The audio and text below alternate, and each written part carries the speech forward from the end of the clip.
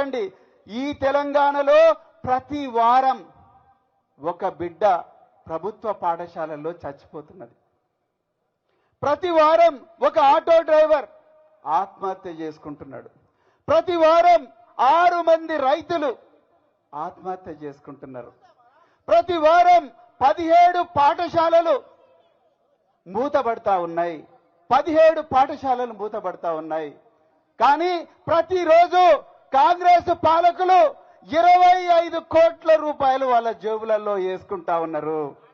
వీళ్ళు దొంగలు కాదానండి? చెప్పండి, ఇప్పుడు చెప్పండి. వీళ్ళు దొంగలు కాదా? వీళ్ళు మాఫియా డాన్లు కాదా? పొంగులేటి శ్రీనివాసరెడ్డి 373 ఎకరాల విలువైన భూమిని నాదర్గుల్లో ఆక్రమిస్తా ఉన్నాడు ముసుగు కంపెనీలతోని.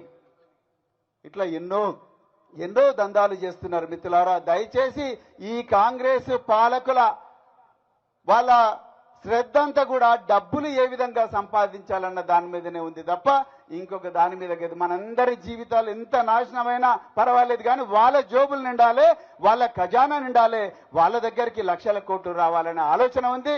అందుకొరకే ఈ రోజు తెలంగాణలో కోదాడ నుంచి కొడంగల్ దాకా, ఆసిఫాబాద్ నుంచి అలంపూర్ దాకా ప్రతి చోట కూడా మళ్ళీ కేసీఆర్ గారు ముఖ్యమంత్రి కావాలనే ప్రజలందరూ కూడా 1000 దేవుళ్ళకు మొక్కుంటా ఉన్నారు.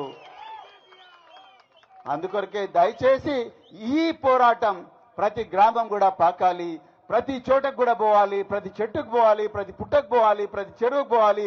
ఈ విధమైన స్ఫూర్తి మీరందరూ మా అందరికి ఇచ్చినందుకు, తెలంగాణ ప్రజలందరికీ ఇచ్చినందుకు మీకు హృదయపూర్వక ధన్యవాదాలు చెప్తూ జై తెలంగాణ.